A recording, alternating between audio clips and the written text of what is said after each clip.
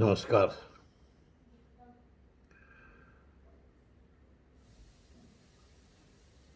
आज पढ़ते हैं विनोद दास की लिखी हुई एक कविता, खुदकुशी।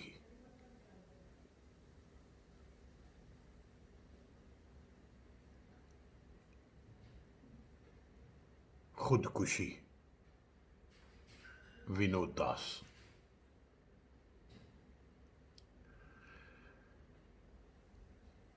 विनोद दास कहते हैं कि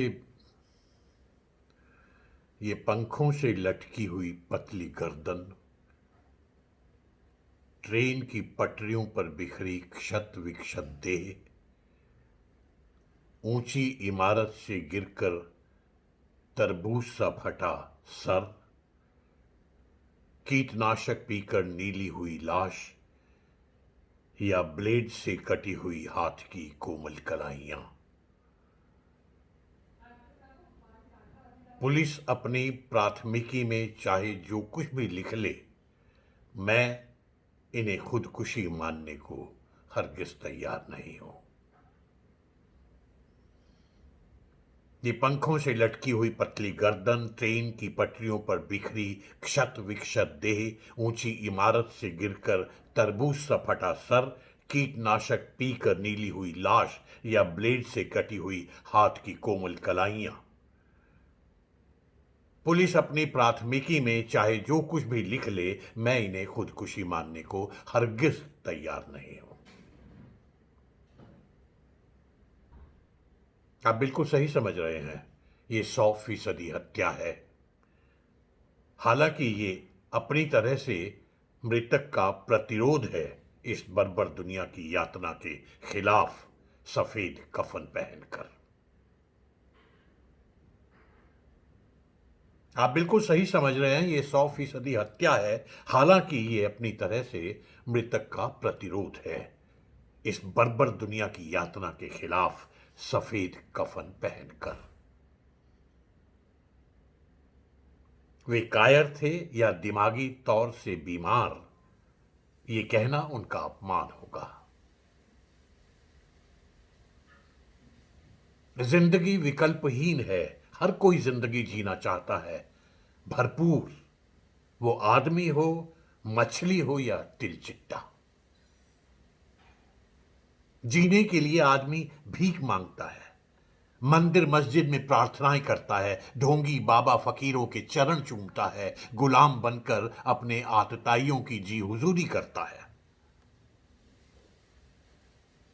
हर कोई जीना चाहता है भरपूर, वो आदमी हो, मछली हो या तिलचिट्टा।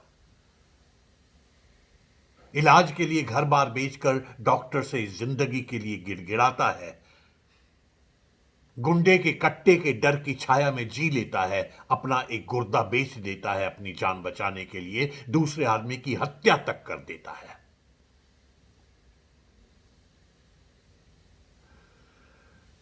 1 अरब से ज्यादा की आबादी में दरअसल उनके लिए ना कोई कंधा था और ना ही आगे बढ़ा कोई हाथ। आशा भी छोड़ चुकी थी साथ, वे अपने दुख में इतने अकेले, पराजित और कातर थे कि जिंदगी की अंतिम गली में सिर्फ उनके पास बचने के लिए मृत्यु की बस थी।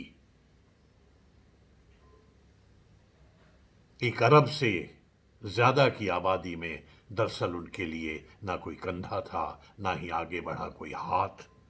आशा भी छोड़ चुकी थी साथ, वे अपने दुख में इतने अकेले, पराजित और कातर थे कि जिंदगी की अंतिम गली में सिर्फ उनके पास बचने के लिए मृत्यु की बस थी।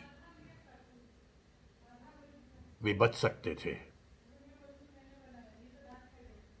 वे बच सकते थे जैसे बच जाती है प्रदूषित हवा में थोड़ी सी ऑक्सीजन, जैसे बच जाता है दवा के बिना सरकारी अस्पताल में मरीज, जैसे पेट पर लात मारने पर भी बच जाती है गर्भ में लड़की, और जैसे दुख के अंतरिक्ष में बच जाता है एक गर्म आंसू।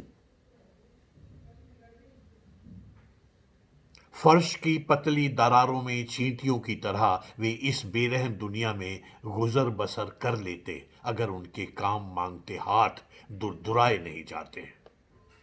अगर उनके काम मांगते हाथ दुरदुराए नहीं जाते, गोत्र के चाकू से उनके प्रणय की कलाइयां चीरी नहीं जाती और कर्ज से लदे किसानों से बैंक यदि उसी भाषा में बात करता जो उन्हें समझ में आती।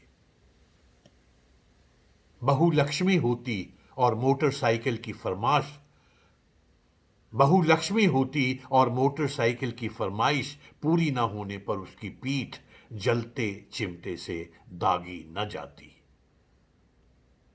हां,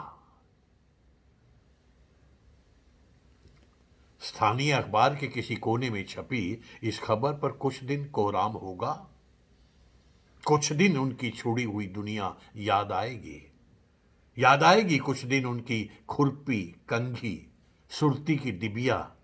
याद आएगा उनका चारखाने वाला लाल गमछा और घिसे तल्ले वाला जूता। याद आएगा छींटों वाला उसका दुपट्टा, गत्ते के डिब्बे में रखी गुलाबी चूड़ियां, संदूक में तहाई हुई सुहाग की साड़ी और कॉपी में रखे गुलाब के सूखे फूल। कुछ दिन धुंधले समूह फोटो में पहचाना जाता रहेगा, जबरन मुस्कुराता उसका उदास चेहरा। कुछ दिन धुंधले समूह फोटो में पहचाना जाता रहेगा, जबरन मुस्काता उनका उदास चेहरा, और फिर सब उसी तरह चलने लगेगा। सब उसी तरह चलने लगेगा। एक किशोरी रच रही होगी गदोलियों में बेल बीटों वाली मेहंदी। एक किशोरी रच रही होगी गदोलियों में बेल बूटों वाली मेहंदी। एक युवक भर रहा होगा नौकरी का आवेदन पत्र। किसान ला रहा होगा मंडी से नए बीटी बीज।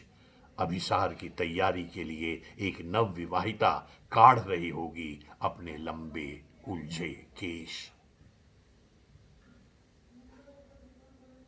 अभिसार की तैयारी के लिए एक नव विवाहिता काढ़ रही होगी अपने लंबे उलझे केश। नहीं होगा तो बस किसी के अंतःकरण में थोड़ी सी ग्लानि और ना ही कोई अपराध बोध।